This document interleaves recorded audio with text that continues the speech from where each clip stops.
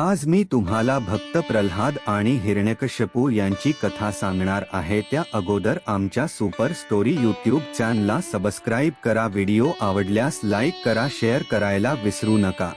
प्राचीन काळी हिरण्यकश्यपू नावाचा एक अत्यंत बलाढ्य असुर राजा होता.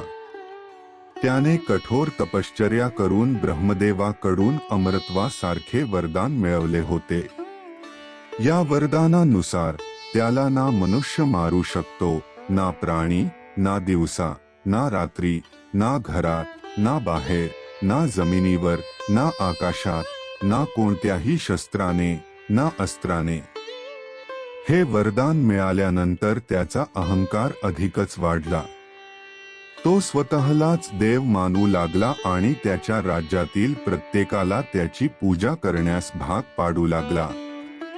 जो कोणी त्याच्या आज्ञेचे पालन करत नसे त्याला तो कठोर शिक्षा देत असे.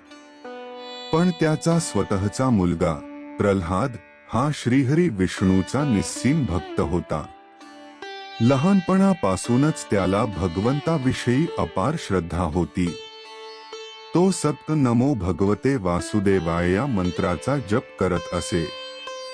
त्याच्या गुरूंनीही त्याला हिरण्यकश्यपूची पूजा करण्यास सांगितले, पण प्रल्हादाने स्पष्ट नकार दिला. तो म्हणाला, खरा ईश्वर श्रीहरी विष्णू आहे. तेच सर्वांचे रक्षण करणारे आहे. ही गोष्ट ऐकून हिरण्यकश्यपू संतापला. त्याने प्रल्हादाला विष्णू भक्ती सोडण्यास सांगितले, पण प्रल्हाद आपल्या भक्तीत अढळ राहिला.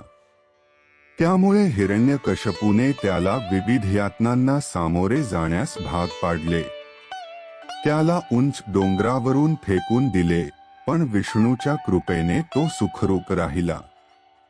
त्याला विषारी नागांच्या गर्तेत टाकले गेले, पण त्याला काहीही झाले नाही. त्याला हत्तीच्या पायाखाली चिरडण्याचा प्रयत्न झाला, पण हत्तीने त्याला स्पर्शही केला नाही.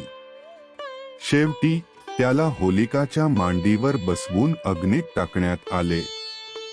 होलिकाला वरदान होते की ती अग्नीत जळणार नाही, पण उलट होलिका जळून खाक झाली आणि प्रल्हाद मात्र सुरक्षित राहिला. हिरण्यकश्यपूचा राग आता अनावर झाला होता. त्याने प्रल्हादाला बोलावून विचारले, तुझा विष्णू सर्वत्र आहे असे म्हणतोस, तर तो या खांबात आहे का? प्रल्हादाने निःसंशय उत्तर दिले, होय, तो सर्वत्र आहे. हे ऐकताच हिरण्यकश्यपूने त्या खांबावर जोरात गदा मारली. त्या क्षणी खांब फाटला आणि त्यातून भगवान विष्णू नृसिंह अवतारात प्रकट झाले, अर्धा सिंह आणि अर्धा मनुष्य. हिरण्यकश्यपू घाबरला, पण आता उशीर झाला होता. भगवान नृसिंहाने त्याला संध्याकाळच्या वेळी घराच्या उंबरठ्यावर आपल्या मांडीवर ठेवून आपल्या तीव्र नखांनी त्याचा वध केला. यामुळे ब्रह्मदेवाच्या वरदानाचे कोणतेही उल्लंघन झाले नाही आणि हिरण्यकश्यपूचा अंत झाला. भगवान नृसिंह अत्यंत क्रोधित झाले होते. कोणीही त्यांना शांत करू शकत नव्हते. शेवटी प्रल्हादाने त्यांची प्रार्थना केली, हे प्रभू, कृपा करून शांत व्हा. भक्ताच्या प्रार्थनेला प्रतिसाद देत भगवान नृसिंह शांत झाले. त्यांनी प्रल्हादाला वरदान दिले आणि त्याला त्याच्या राज्याचा न्यायप्रिय राजा बनवले. ही कथा आपल्याला शिकवते की जो भगवंतावर पूर्ण श्रद्धा ठेवतो त्याला कोणतीही संकटे धक्का लावू शकत नाही. अहंकाराचा शेवट ठरलेला असतो आणि भक्तीचा विजय सदैव निश्चित असतो. तुम्हाला भक्तिपूर्ण कथा, आध्यात्मिक प्रवचने आणि प्रेरणादायी गोष्टी ऐकायला व पाहायला मिळतील.